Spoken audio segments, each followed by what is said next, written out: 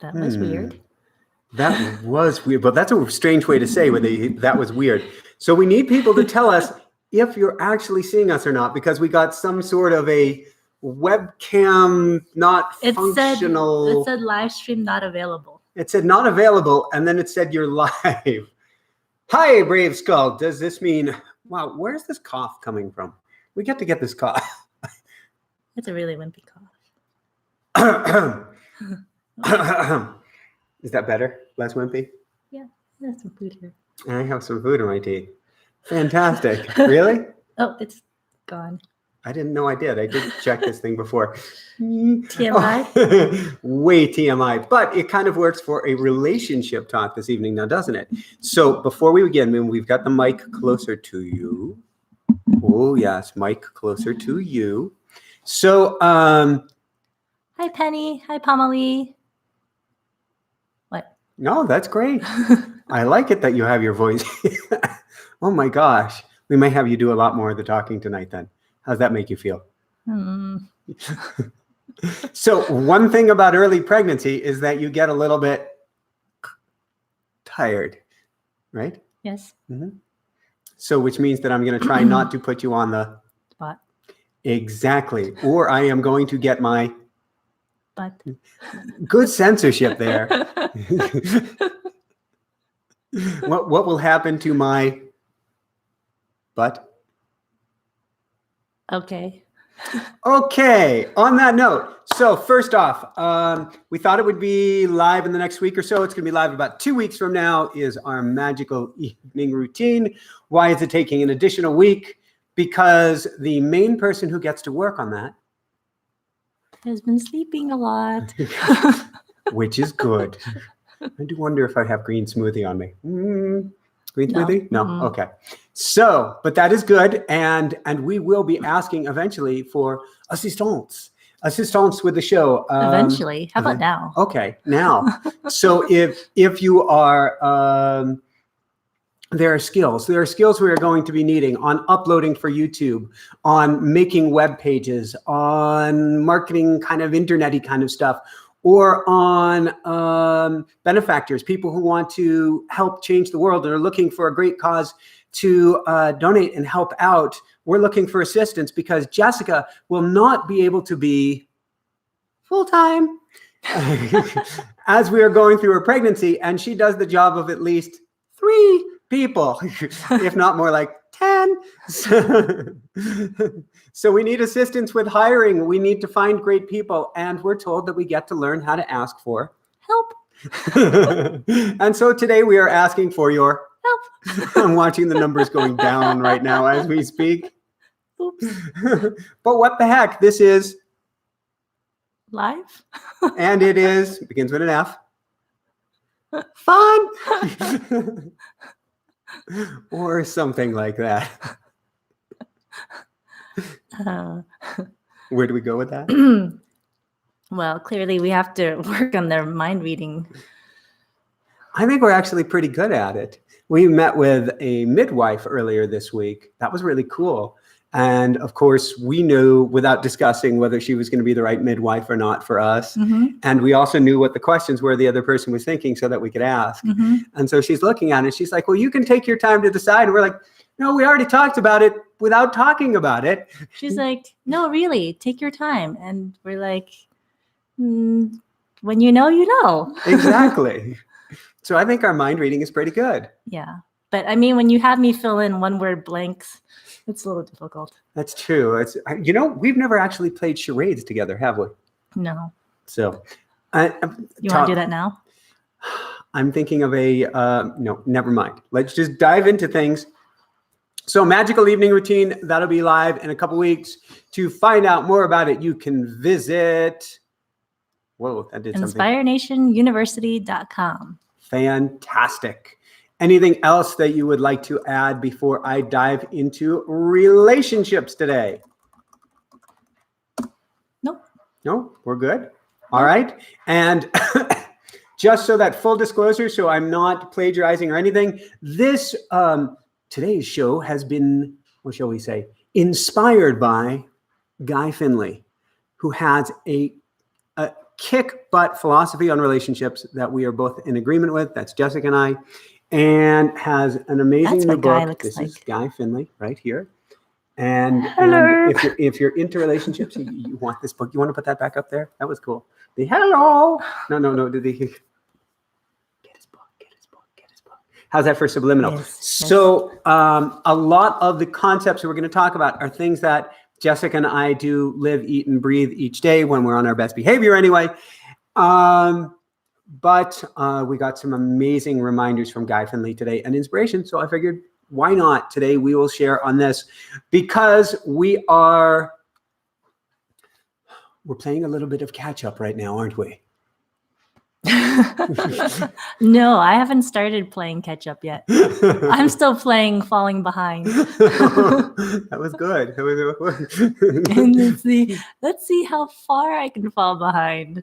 And I keep telling you, it's okay. Take it one step at a time. And I think there's something about I haven't been able to take a step yet. The choo-choo train just keeps on going without me. And everybody who has children is laughing because they're going, just wait. Yeah, I know. This kid has taken over our lives already. She has. But it's kind of cool. We needed a little life taking overage. So, but with that said, so we came up with the topic after the interview, which was good. So let's talk about you and I in our early years. Okay. Since we're talking relationships. How was our relationship in our earliest years? It sucked. What? You want me to be honest, right? It's in the past. It's in the past. You didn't pull any punches. I'm appreciative of that. And you would say it was because of a theme that took place in that song that keeps on getting stuck in her head because I had... This would be charade questions. A lot of issues. Yes, I did have a lot of issues. And unfortunately, many of those were relationship issues. And so our early years were really tough. Meowsers is wanting to rip stuff up when he thinks about our early years together. He wasn't even there. He wasn't even there. He came as things were starting to evolve, or as the case may be, devolve, since we were on Maui and the mold was kind of taking over. Yeah.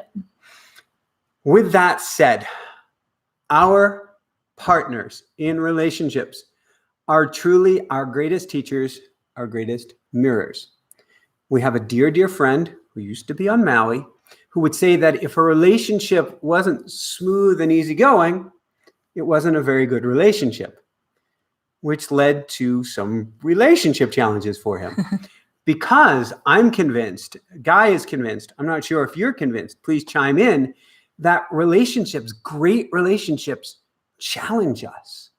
They're not often easy, and our best partners will help bring out the best in us by pointing out what we get to work on. Like Meowsers in the background here, ripping stuff up to point out what we get to work on. You'd think we'd learn by now not to have any paper out during these things.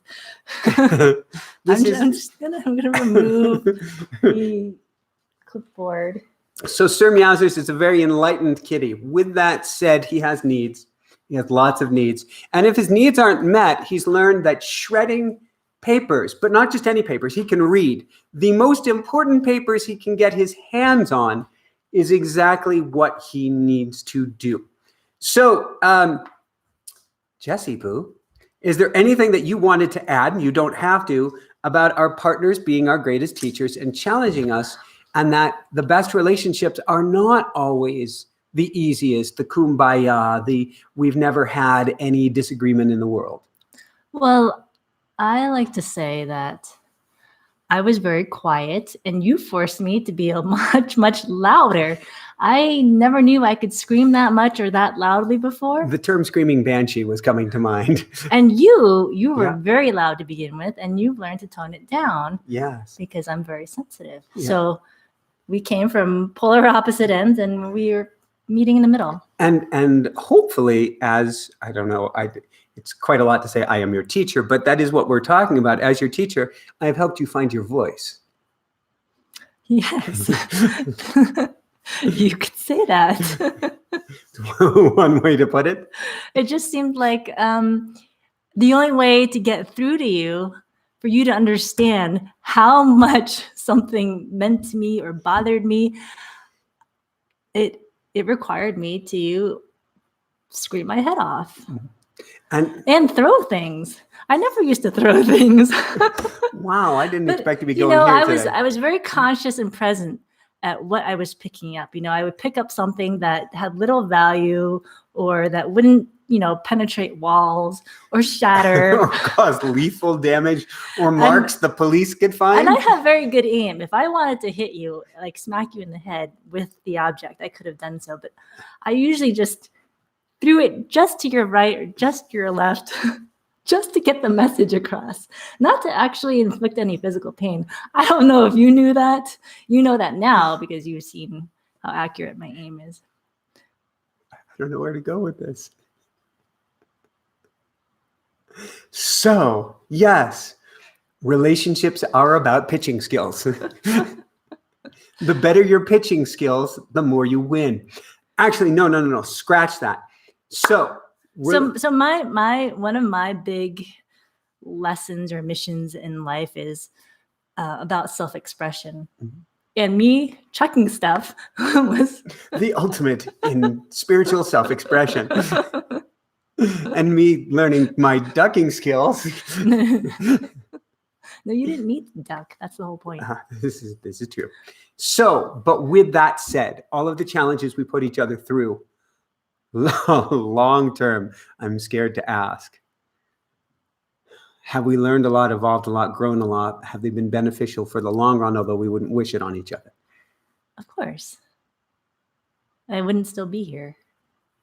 And there you have it.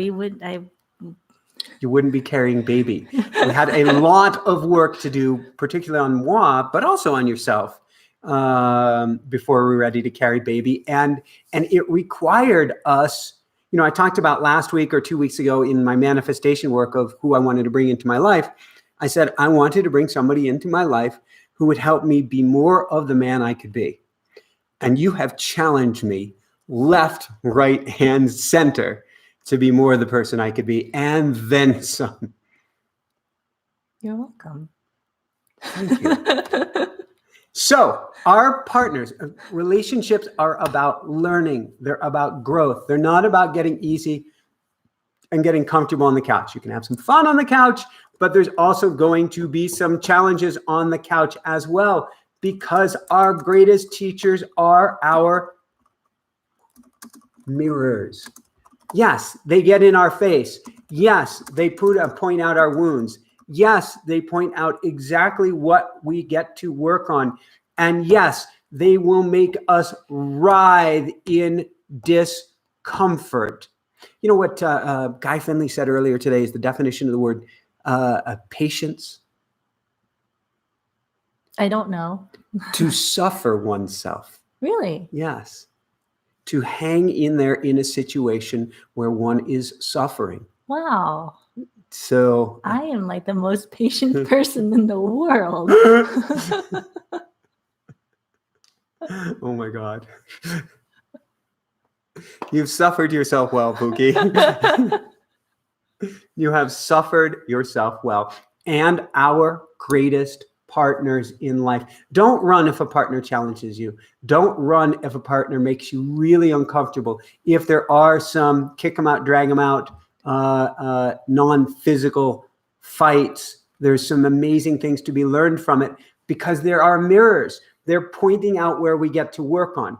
Now, our goal shouldn't be changing anybody, although Jessica said, oh my God, do I have work with this one? But our goal shouldn't be to change anybody. It should be to learn from the mirror.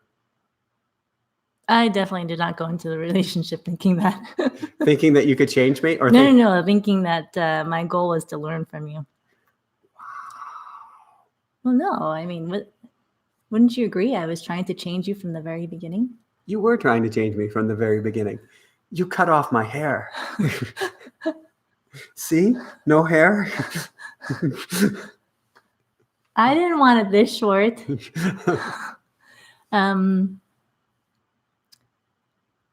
No, I believe that you were stuck in some paradigms and I thought they were limiting you. Mhm. And so you would poke, prod, cajole, and fork me, pitchfork, that is. Be careful how you say these things, Uh-huh. to get me to change. And the best thing that we can do is understand that it's for our highest good and the highest good of all, that they're actually doing it with our best interest at heart, at least on a spiritual level. You knew what I was capable of being. Mm-hmm. And so, like, I wrote a book for you're laughing. You know I know where you're going. Or No, I was going somewhere else, but I know where you're going to. do you want to go first? No. You Okay. know. I wrote a book for students and adults with attention deficit disorder, and something I've been diagnosed with as a child and adult a long time ago. It's something that is not really in my bilia, in me, I guess, anymore. But in the early years of our relationship, I would say, that's just the way I am. You can't change it. Read the darn, that's PG version, book, and you would say, PG version. You're not forking ADD. And I'm not going to read your Forking book. Yes. You challenged me to get out of my definitions of my limitations of myself. So when we are riled up, when we are having our buttons pushed by somebody else, Yeah. what that really means isn't a how dare they push my buttons, how dare they make me angry, how dare they make me upset. And I get to work on this too. It means, wow, I still have a button there. I have to work on that. They will point out the areas you get to work on. It's sort of like talking with your parents. If you have financial concerns in you or financial instability in your field, your partner will bring up finances. If you're worried about the relationship, they'll bring up the relationship. If you're worried about noise, they'll bring up noise. Whatever it is, I'm not bringing up good examples. The point is, they will find the wounds in you that you get to work on. So this means when they're pushing you, it's really hard to get to a place of thanks.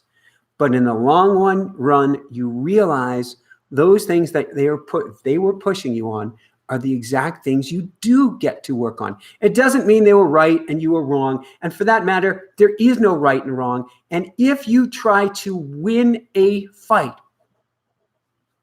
do you know how many fights have been won in the history of relationships since the beginning of time? Yes. None. Because if you actually were to win, you lost. You mean the relationship is over? Bingo. If you're running around going, I'm the champion, I'm the greatest in this relationship, there ain't no relationship. And look for the brick coming your way. Ow. Yeah. So, but one of the coolest things that I heard from Guy Finley, and feel free to jump in at any point, he says relationships are not two people. Relationships are three. And we're not talking about little Hannah Bear here. Relationships are you, they're me, and the love that glues us together. There's a love, there's an attraction, there's a magnetism. Now we can call it love, we can call it God, we can call it Buddha, we can call it Jesus, we can call it quantum mechanics, energy, but there's a love that binds us together. And so when you're in a fight, when you're in a relation, or the best thing that you can do is step out of yourself and go to the perspective of love. Step out of yourself. Step out of the me. Because in a fight, he likes to say, you need to go to the ICU, but ICU, I think it was an intensive couples unit or something. But before that, you need to get out of the me. Mm-hmm. And when we're fighting, all I see is me. I'm right. You're wrong. It's all about me. What we need to do is, first off, if I can get to the you, that's even better, the I see you. But first, we need to get out of ourselves and get to the place of love. Get to that place of energy of the observer outside of our little me perspective in a fight. So you want to talk about last night? Woo! That was a goodie. And I know exactly where it came from. And certainly you pushed some buttons on me. And the long and short of it is. And you know, the buttons, they get a lot bigger and brighter, and they like start blinking late at night when you're exhausted and grumpy. They do. And forget about this is for everyone, I think. Alcohol, which we don't actually drink, or caffeine, or any stimulant or intoxicating thing, takes your little button and makes it about this big. Something to think of. And we've had guests on before who have talked about how I think Guy would say you go to your shadow side. There's literally studies that how many IQ points you lose when the nervous system kicks into high gear. You become a moron. All of us do. So last night, while Michael is trying to prevent moron mode, Jessica was in pain. That's key. When you feel you're under attack, nobody wants to attack you. Let me reiterate that. Let me repeat that for you. Nobody wants to attack you. They're not saying, oh, this would be good fun. Let me go get that fork and see what I can do here. Bing! When you are, quote, attacked, it's because the other person is in a place of pain or in a place of fear. That's what's going on. And so last night, and we've been going for a long time, but particularly since we found out Jessica's been pregnant, we've been going excuse me. And thank you, Romy. We've been going gangbusters to try to keep up with everything. And I certainly have not succeeded, done what I can, but have not succeeded. And my calendar looks like a very colorful tic-tac-toe right now, doesn't it? Yeah. Well, let me clarify. Mm-hmm. I wouldn't say I've been going gangbusters trying to keep up with everything because I've been napping a whole lot. You've been trying to pick up for what I haven't been doing. So you've been my hero. Oh, thank you. Thank you. Yeah. So I've been going.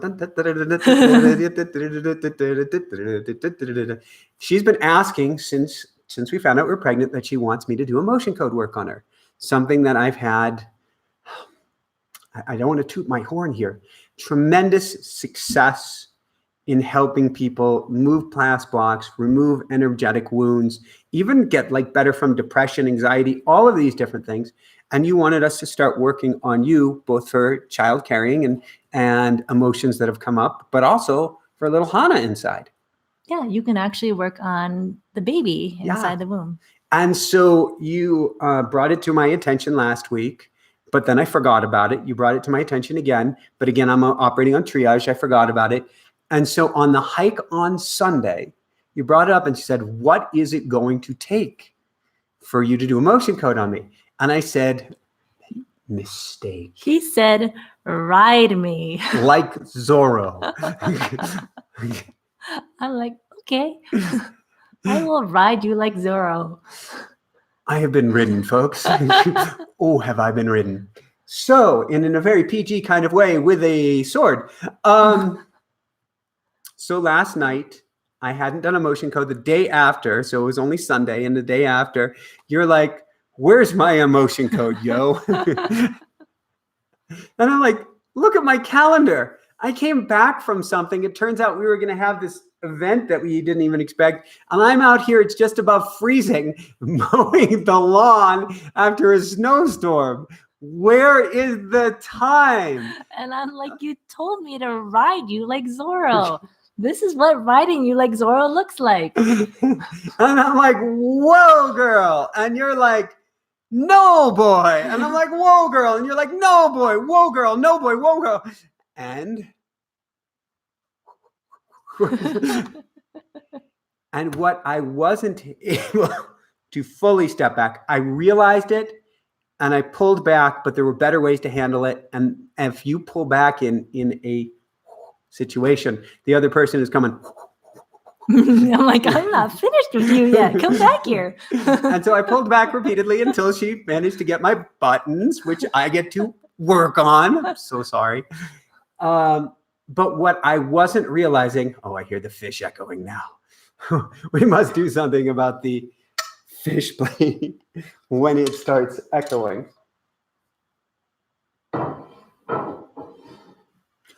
What I wasn't realizing is she wasn't trying to attack me at all. She was coming from a place of fear and therefore pain. She was worried that this is such an important issue. Why wasn't I doing anything about it? Exactly. You look like you're about to cry, Pookie. I'm sorry. That means she's seen. I wasn't seeing her. I wasn't seeing her, and instead I was trying to go, denied, defense.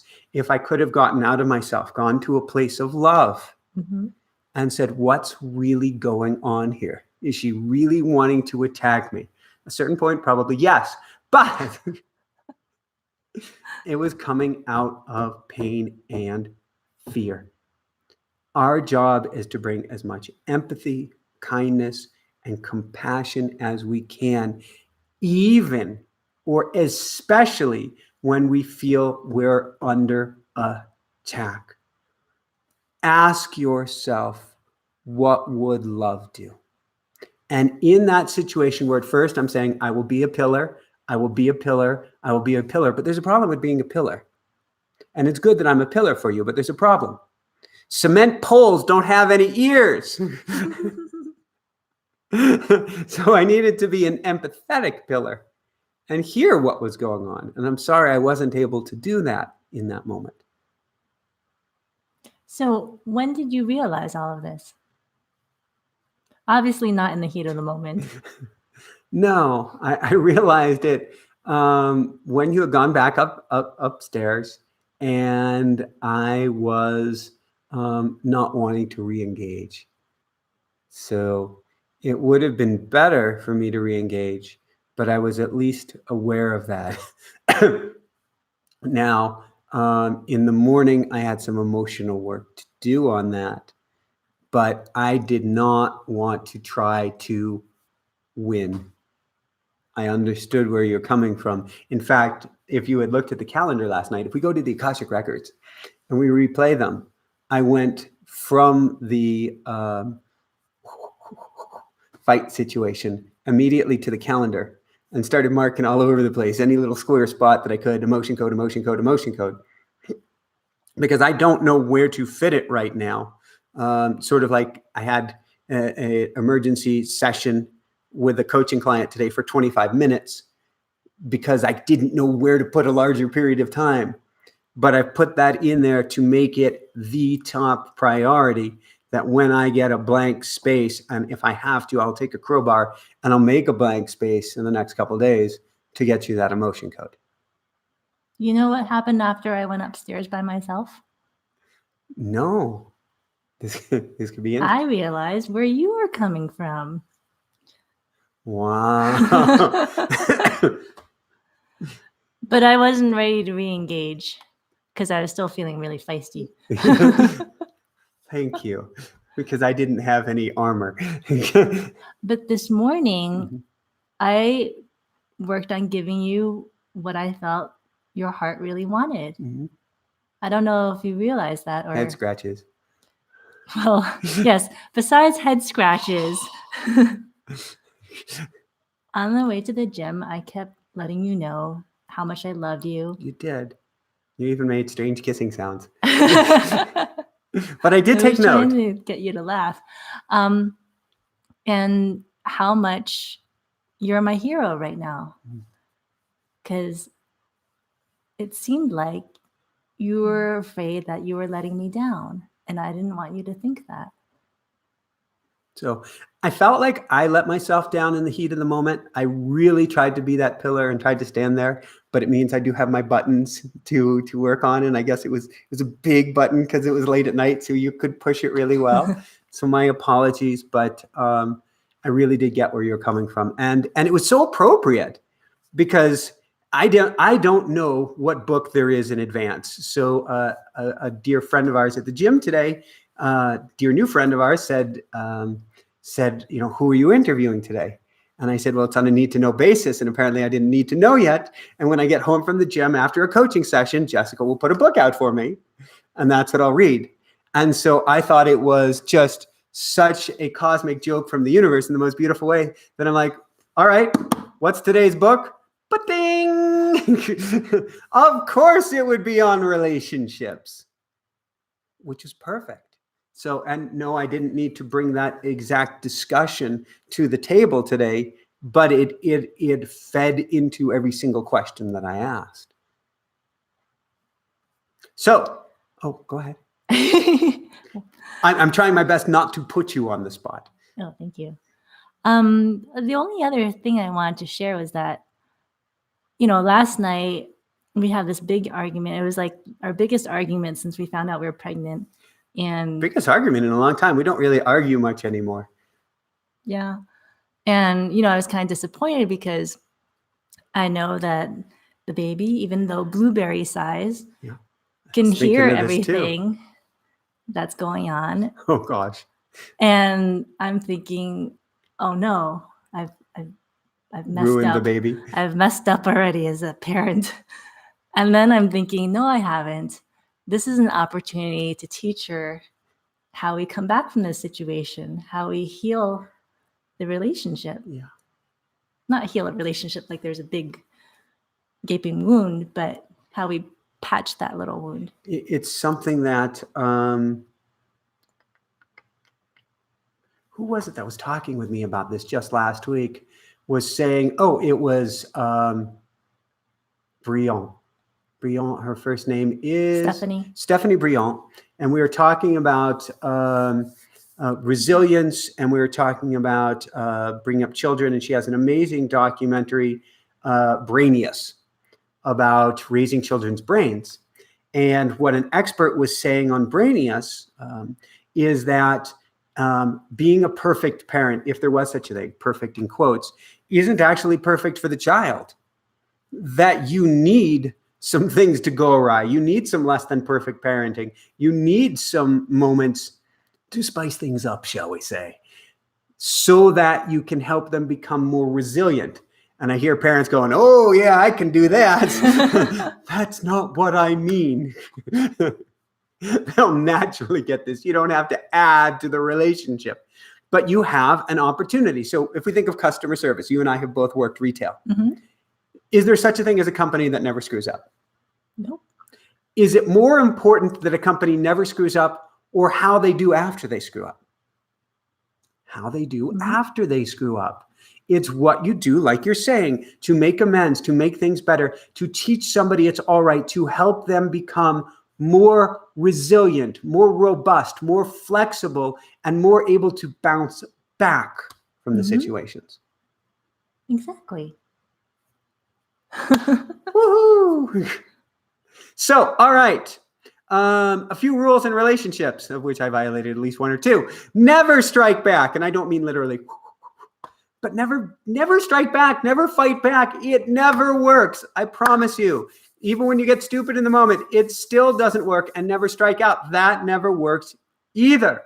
Realize whatever you resist, not only does it probably persist, law of attraction in action, but whatever you resist has some truth in it.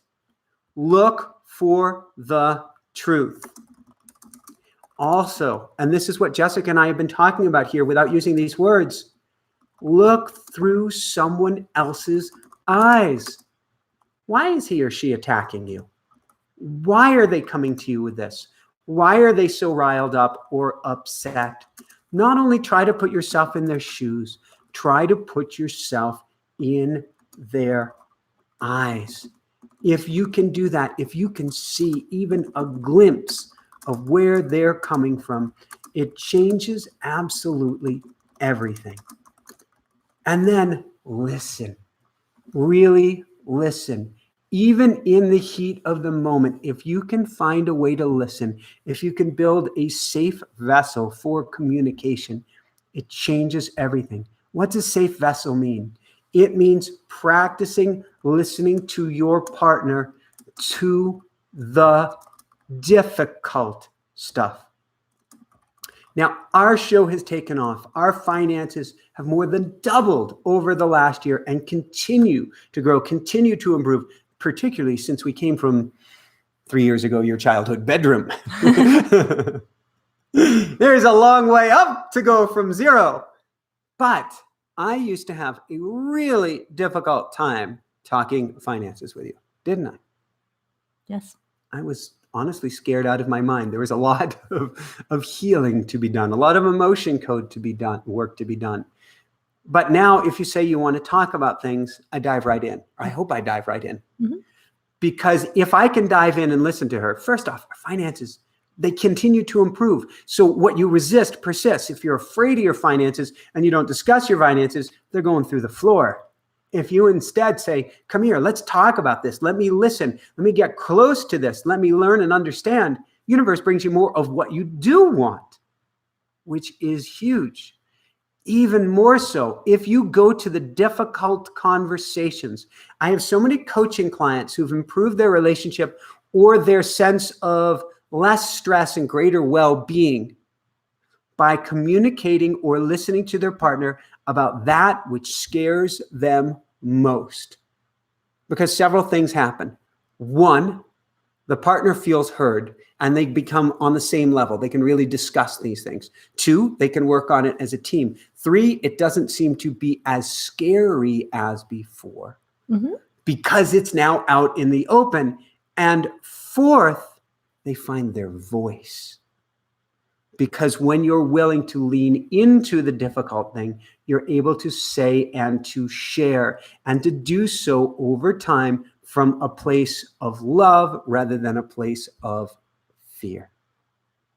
That really changes everything. I Go ahead. remember I used to feel like I was on my own when it came to finances and I had to figure everything out. And that was very, very daunting and overwhelming.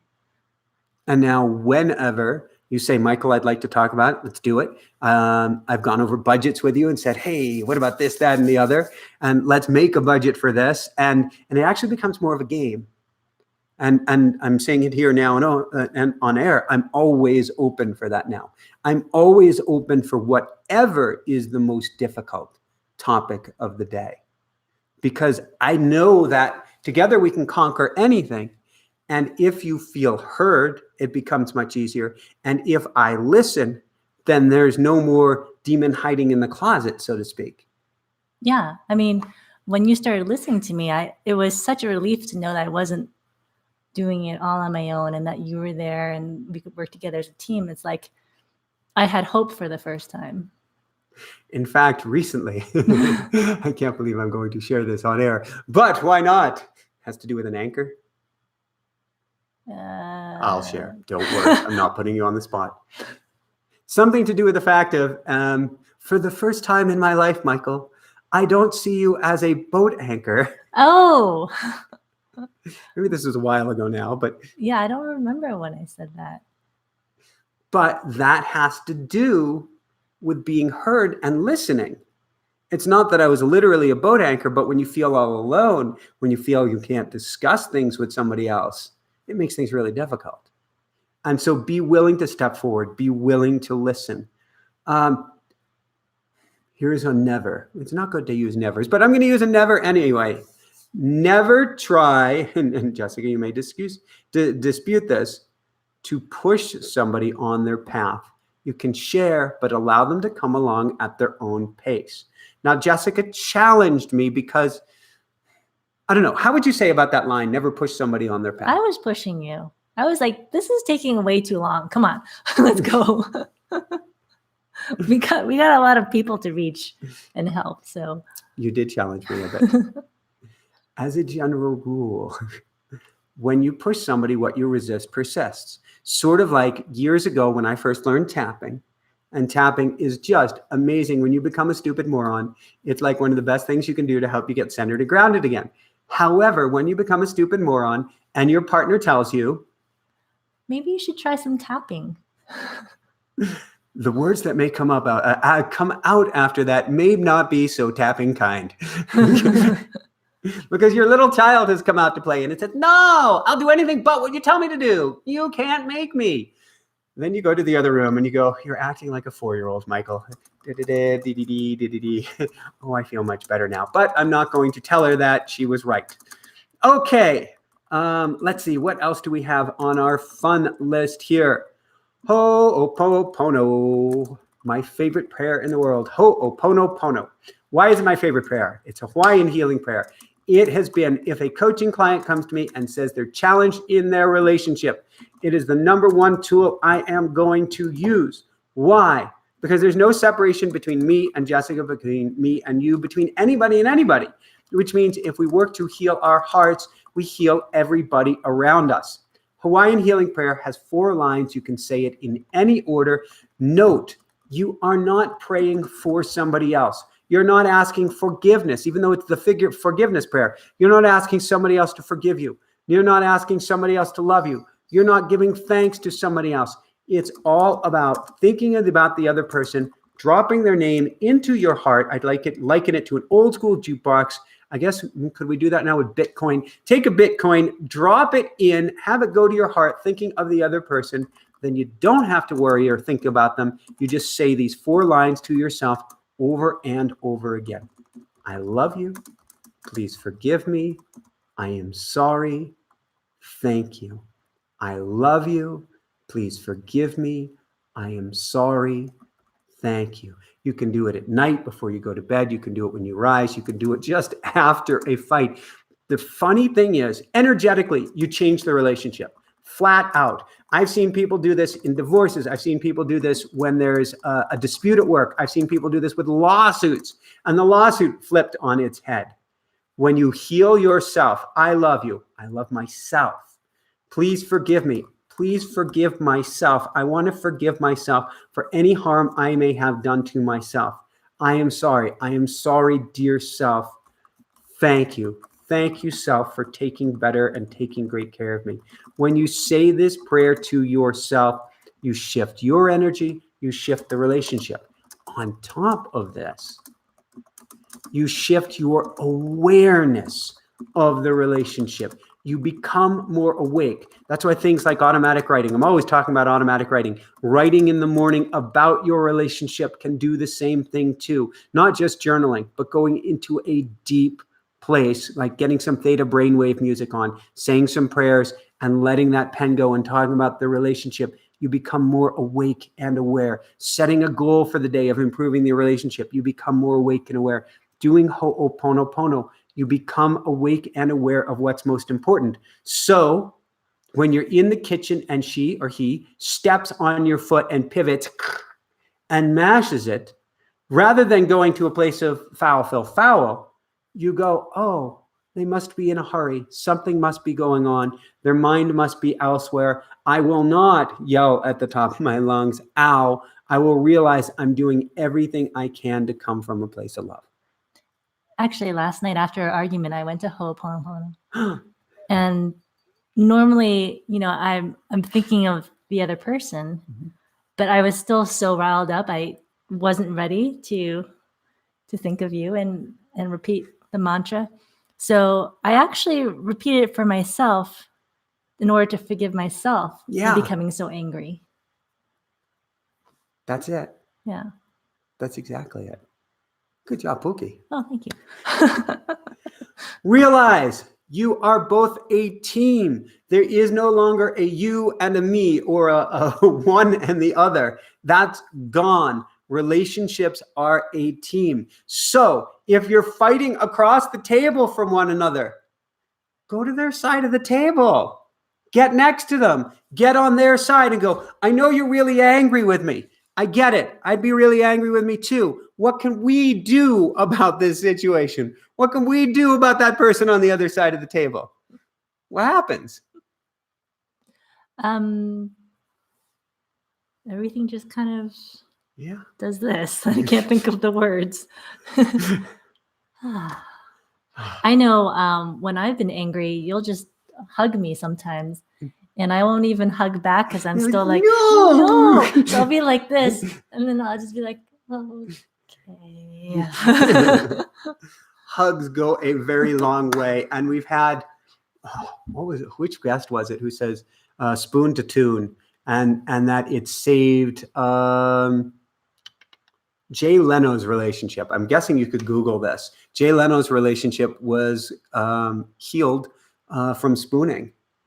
Oh, yeah. Which was like once or twice a day, he would go and spoon with his wife. Mm-hmm. And because of that, they built that team bond. Mm-hmm. And that helped overcome everything. Now, Guy Finley talks about in the book the myth that having a fight is great for the relationship because of makeup sex and all of the makeup activities afterwards. I think he does dispute that. And I think because of this thing called scar tissue.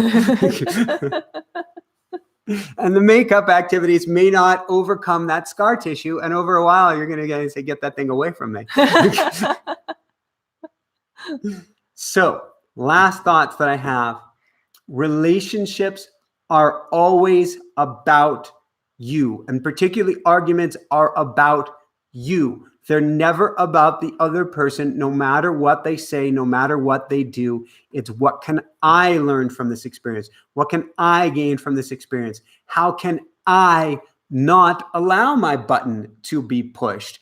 And what can I learn about myself from what's going on? This doesn't mean that the other person is always in the right. And I'm not suggesting that you accept an abusive relationship. When abuse takes place, you get the heck out of there. If you are in an abusive relationship, particularly if it's physically abusive, get the heck out of there. Get yourself safe. But even then, there are amazing learnings for you. That's what relationships are. It's not just this lovey-dovey thing that you will get that out, you will hopefully get that out of the relationship. It's about saying, I no longer am going to learn at this level in life. I want to learn at this incredibly difficult, challenging level up here and get all the learnings I can. And hopefully using the mantra, kind, gentle, easy, good. Anything that you want to add to that? I'm not putting you on the spot, and I'm happy to continue. Well, earlier a memory came up, and I don't remember exactly what you were talking about when it came up. But it was something along the lines of sharing what seems like the scariest thing to share. Ooh, tell me more. So after your second near fatal accident in which you shattered your right femur, and you had been coming back from that, and it had been several months, maybe even a year, I realized that I was fearful of what would happen once you regained full strength. Whoa. Do you remember this? We were driving in the Prius. Yeah. On our way. We have flashbacks when we talk about this car. Or away from our meditation center. Our little gold toaster oven. Yeah. And when I told you this, you were really devastated because it wasn't just that I was fearful of you being strong again. I actually didn't want you to become fully healed. Were you afraid that I was going to mow you down? Yes. I'm sorry. That was the ultimate fear. It's not that I didn't want you to heal physically. I just didn't want you to be as strong as you possibly could be. I didn't want you to reach your full potential because the last time that you were before your accident, you were squashing me. Do you remember now? No. Selective memory. I can remember sadness over this. I don't remember an exact discussion, but I do remember the sadness over that. And the reason why I was sharing with that was because it wasn't fully on a conscious level until maybe that moment or that day or the day before. Yeah. It was on a subconscious level, and it was affecting how supportive or not supportive I was. Wow. It was a protective mechanism. I can see that. And my apologies go out because the early years were so difficult. And basically I broadcast before hundreds of thousands of people every day. I have a lot of energy, and that energy uncontrolled is not necessarily a good thing. Or as you would say, I would barf it all over you. And it's not like that anymore. You've changed because of the accident. But it was important to share that with you so that you understood how much fear there was in me. And there were ways that you could address it and make me feel better. Thank you. And thank you for sharing back then. What I came to the conclusion was, not sure if it was exactly then or not, was we had some amazing kitties in our lives. And I realized that, and we had 2 rescue feral kitties. I realized that kitties, particularly rescued kitties, demand that you watch your energy, or they're gone. They're out of there. They're hiding. It's not going to go well. They're not even maybe eating. And I realized at some point around then, you are a kitty. I thought you were going to say I was rescued. I thought you were going to talk about feral. But I don't know. You may have rescued me, actually. Are you going to cry? No, I'm going to continue on my topic. But I got to watch my energy to allow you to blossom, to allow you to bloom, to allow you to be who you're capable of being, and to be my equal. You have, as demonstrated last night, more than enough power to be my equal. But you know, I don't think it was last night. I think it was this morning. I think it was the actions this morning of doing, you know, for being me, brave. For me to do this, like to reach out when there's this old fear. It's not really a logical one. It's based on history, but there's a fear that you might bite me if I reach out and try and do something loving. And I think that's actually a lot more. That's more of a risk. Yeah, I think that takes more power, whatever you were talking about, more courage than to belt out whatever I was belting out last night. No profanity, actually. No. No, that did take some substantial bravery. So, and you were concerned last night at the end of the fight. You were like, I'm not going to the gym in the morning. And I'm like, but it's tonight. Why aren't you going to the gym in the morning? Well, you're going to still be angry with me. You're still going to be upset, which is true. You were still upset. Like, I won't be upset. You're going to still be upset. And this morning, I was still working through things, but I was open. And there was no hand bitage in the morning. Yeah, but I overslept. And you went for it. You overslept, and I wasn't going to try and wake you up. We signed up for spin classes at this new gym. Not new to us. And it was at 6:30 a.m. And I was thinking it was still like 5 when I woke up and looked at my watch, and it said like 6:25. And I was like, oh, why didn't Michael wake me? Because of the discussion the previous night where you had said, I'm not going.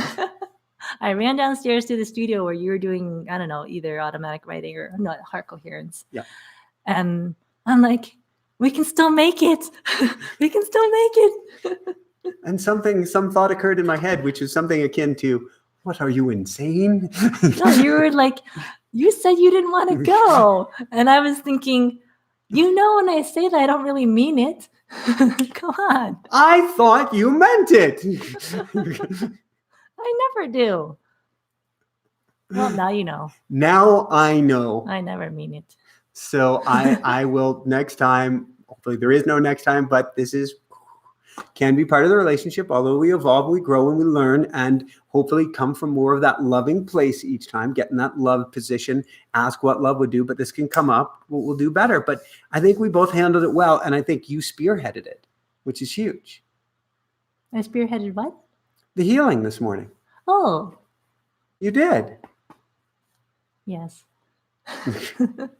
So with that said, any last words you want to share on this? We're going to open it up for we just have a few minutes left. So we're going to take maybe one or two questions. I have seen some amazing people here today. Everybody who's here is amazing, but I'm really excited about everybody who's here. Jeffrey Friedel, Jenna, Piera, Shivanshu, what a beautiful, beautiful name.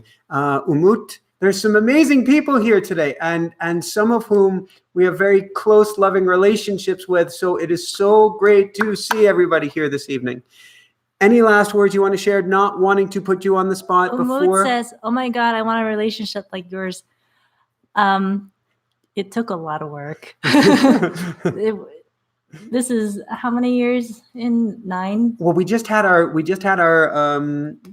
wedding anniversary. Wedding anniversary, and that was number 8. 8. 8 years married, but we have been together for an additional year. Yeah. So almost 9.5 years together, and it's been a lot of work. The first 4 years were hell. Oh, no, when I coil like that, I'm feeling for you. It's okay. Thank you. You've done enough emotion code to help me heal those wounds. Balance that out. And then, the rest has been just up and up and up. Mm-hmm. But it takes a lot of work. So if you can fall into a relationship like this, like right off the bat, then maybe you're older and you've had a lot of experience in previous relationships and you just know how to work through stuff. Congrats. Or you're just a very wise soul. Mm-hmm. But in general, it takes a lot of work. And a lot of commitment. For instance, you carried your suitcases to the door. Oh, yeah, of course. Or beyond. I think, I stopped doing that when we moved to New Jersey into my parents' house. Oh, God. Because I wasn't going to pack and leave my parents' house. Did you throw my stuff outside at least once? Did I? I think so. Maybe out of the bedroom. Okay. But that's funny. That's the last time I did it. Ah, parents cured that. See, that's cool. I mean, when we were living in Maui, yeah. But the point, there is a point here, which is commitment. We hung in there and we're committed to trying to find a way to make it work instead of saying, I'm going to go get a new shiny toy. But do you know why I hung in there? Why I never followed through with packing up the suitcases and actually leaving? My guess would be that I'm a fixer-upper, that you saw there was promise. There was the potential for greatness in the relationship at some point. And you probably saw, even each time when you packed up, that gains had been made. Yes, after I pulled out the suitcases. So yeah, it was a tool. I don't recommend doing this. The suitcase method? I was playing with his head. And I was going, every time I pack up my suitcases and he gets threatened that I'm actually going to leave and he doesn't call my bluff. You never called my bluff. He makes massive change. And the fact that you're willing to change or work on things with me gave me hope. And that's why I stayed.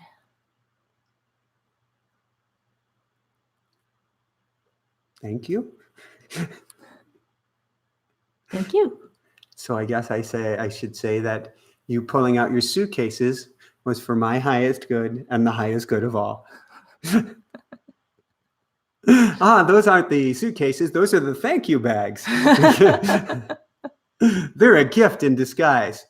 Everybody, we've all heard that one too many times, even though I love to say it, gift in disguise. All right. So on that note, we've got, if we really push it, 2 or 3 minutes to take just a couple quick questions. What do we have? And thank you, everybody. And thank you, Jeffrey, for your congratulations. And thank you, Petra. And we are really, really, really, really, really excited.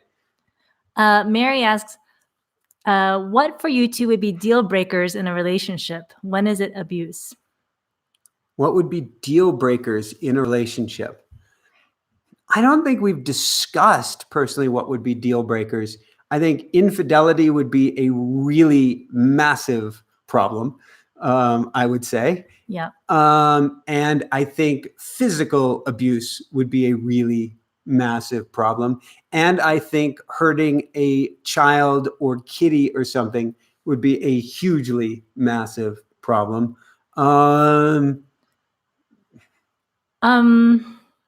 I think for me, drug addiction would, or alcohol abuse. It's not that I wouldn't want to help my partner, but I would just want to make sure that I'm safe and the kids, if we had kids. And when it gets to addiction, you can love them all you want, but when they're in the addicted place, the person you love isn't really there. They're there, but they're not. They're not the person you married. And they're married to the addiction at that point. So. And if the person wasn't willing to talk about issues and try to make things better. That actually may be the biggest thing of all. Not that those others aren't huge, but if you wall up and give up on the relationship, there's no place to go. That's probably the biggest deal breaker of them all. All right, we can't, it's a great question, Mary, but we can't leave on that note. Give me a positive one. Well, we can talk about hallucinogenic drugs. It's a great topic. I'm not sure how we segue that. All right, let's segue that. We have had ceremony with a shaman, a Peruvian trained shaman. Yeah. And we have gone through ayahuasca ceremony several times. And we did 2 ceremonies together. And then either you or your guide speaking through you said, you've done this enough times. How many more times are you going to do this? So I've only done it twice in this lifetime. And so when I heard that voice, it was referring to past lives. And then I did the 3rd ceremony with the shaman by myself. And I met like a fairy godmother. It was like a bee lady with wings. And she, I don't remember if she had a wand or not. I think she did. Maybe she didn't. I don't remember you talking about a wand. And maybe there wasn't a wand. You told me that she had a little one with her. She did have a little one. And she may not have even been a bee. She may have been a fly lady. But what she told me is respect the sacredness of the relationship. And I came away from that experience with so much more of a reverence and a respect. You know, in ceremony, you may hear some words, you may not, but there's a frequency, a resonance that goes far deeper than the words. And so I came away from that with such a reverence and a love for you, and even a fear of it not working out if I don't work my butt off that I didn't have beforehand. And so I think it was hugely helpful for the relationship. So I view these things when guided by a professional, not when we do them as a recreational thing. Although I say ayahuasca is about as recreational as driving a car over your foot and maybe leaving it there. It's tuning into a different frequency. And you go in there with intention. You go in there with somebody who can help guide you on the journey. And you can learn a lot. You can heal. You can overcome. You can grow. But I never see it as a recreational experience. Very powerful, life-changing, almost like having an NDE minus the 2x4. Although for many people, they are very, very difficult trips that are in essence signing up for a 2x4. All right, I want to give you last words, and hopefully you can come up with something positive here, because I feel like I need a woohoo moment to leave this thing, but I've got a coaching client to get to. What you got for me? Well, Penny asks, how do you know when you found the person you want to commit your life to? Ooh, that's a great question, Penny. I think it's different for everyone. It is. It is. So there's no one I don't think it's Hollywood. I totally don't think it's Hollywood. That Well, I used to joke that we never had our honeymoon period. We skipped that. And it was beautiful because I feel like the more time that passes, the more our relationship becomes more like that so-called honeymoon period that we skipped in the beginning. that's cool. We just like jumped straight into the work. We did. We did. And I had a very strong feeling that she was the one, but I'd also been through numerous relationships that hadn't worked out. So it took me many, many years to be ready to get to that place. And here's the thing about the one. There may not be one single the one, but there is the one that you commit to do the work with. That will be your one. If you have two people fully committed in a loving relationship to make it work and to get on the same side of the table, even or especially in the muck of things, you can make it work and you can have, I think there's more joy now than ever in my life. There's more challenges, oh my God, but there's more joy too. And I am the luckiest guy on earth. And you too can be the luckiest guy or girl on earth when you dive in with both feet and you're willing to make that commitment. Perfect. All right. So on that note, we send all our love your way. Thank you so much for the congrats. Thank you so much for listening. Hope you enjoyed the show. Come on over to patreon.com, patreon.com/Inspire Nation. Support the show. Make a donation. Join the Inspire Nation family. We do need your love and support right now, as Jessica is going to have to go from full-time plus to part-time minus, and we get to figure out a way to keep this show going. So we need your help. We need your support. If you know somebody who's looking to change the world and would be a great benefactor, we could use their assistance as well, because we need to bring team on board fast. Now, we get to make some beautiful, positive changes quickly, because this loving person over here needs to concentrate on baby and less on this. All right, I've got to go. I've got to go coaching in about a minute and a half. Send all our love your way, above and beyond all else. Shine bright. Woohoo! Thanks, everyone. Love you. Good night. Night. Great job, Pookie.